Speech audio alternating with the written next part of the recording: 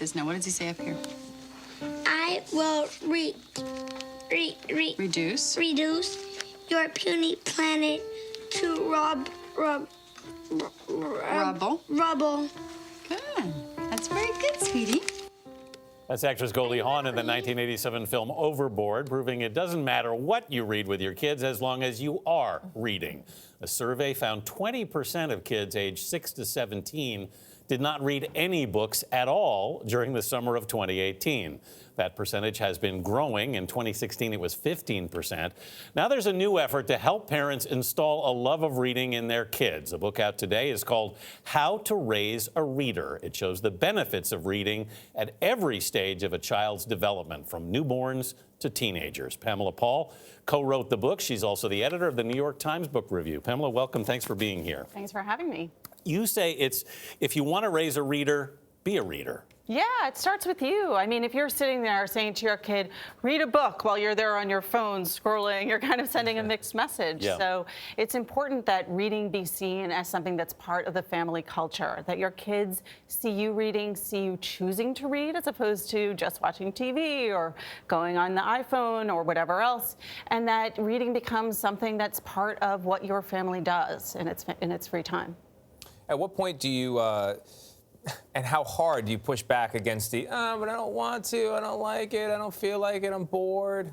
Well, that's the most important thing, really, is that your school is in charge of teaching your child how to read. What your job is as a parent is teaching your child, showing them how to love to read. So for every kid who says he doesn't like reading or he thinks it's boring, he probably just hasn't found the right book. And that's actually one of the best parts of your book is that guide to, you go to the bookstore and it's an infinite selection, but you have like 5 or 6 at the end of each chapter for age-appropriate reading.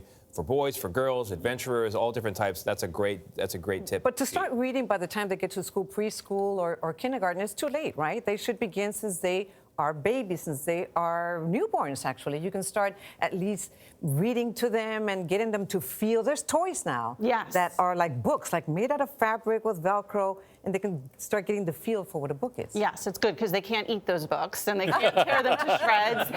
But yeah, it's really important even when your child is an infant to read aloud to them because they're absorbing that, and also it forges an emotional connection. You know, you take your baby, you put him in your arms, you hold him, you read aloud to him. He might not understand a single word, but he's feeling that connection. That's becoming part of a ritual, and it gets you in the habit too as a parent of sharing books with your child. And this is really, this is really critical for kids. I mean, my wife's a literary specialist. We talk about this a lot. She always says to me, if you don't get your kids to read a grade level by 3rd grade, there's a real risk they may not graduate high school. Because before that, you're learning to read. After that, you're reading to learn. Yes. So you're actually really helping your kids here. You are, and the thing is that, you know, kids will learn to read eventually, and that's on the school. You can do a lot to support that, but what's really important is in the home is that books become something that's a source of pleasure, because kids are feeling all of that pressure at school. They're anxious. Parents are anxious about it, like, oh no, my child is 2 levels lower than his friend in 1st grade.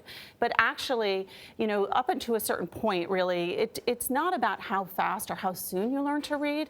It's about creating a habit of reading and finding pleasure in that, because kids have so many choices of what to do in their free time, right? I mean, you had that statistic, like they can play video games, they can go online, they can watch TV, they can be outside, they have so many planned activities, so they have to want to read to choose to do so. I was going to ask you about that, about the technology. How do you compete with that when they are just glued to their phones? And the other part of the question is it valid to have them read books online? Well, like it's not terrible. You know, reading is reading, but there is data that shows, there's research that shows that kids absorb and retain information better when it's read in print. And what's really interesting, and this is a good sign, is that kids prefer to read print books, even teenagers. It's like they're on screens all the time, so they're just like us. They want a break from that. You should outfit your book there with a little bell that goes off every now and then, reminding people it's there. Maybe it vibrates on the table. Pick me up. I am a print book. Yes. Thank you very much. Thanks, Pamela. Thanks for having me. How to Raise a Reader is on sale now.